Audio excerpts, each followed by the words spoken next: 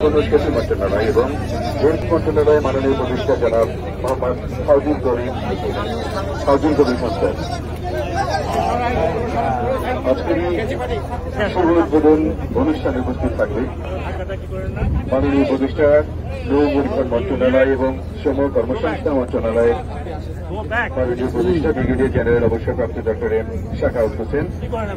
উপস্থিত থাকবেন বিদ্যুৎ জ্বালানি খনিজ সম্পদ মন্ত্রণালয়, সড়ক ও সেতু মন্ত্রণালয়, রেলপথ মন্ত্রণালয় মাননীয় উপদেষ্টা জনাব মোহাম্মদ ফাউজুল কবির খান স্যার। উপস্থিত থাকবেন পরিবেশ, বন ও জলবায়ু পরিবর্তন মন্ত্রণালয়, পানি সম্পদ মন্ত্রণালয়ের সম্মানিত উপদেষ্টা সৈয়দা রিজিয়ানা হাসান স্যার।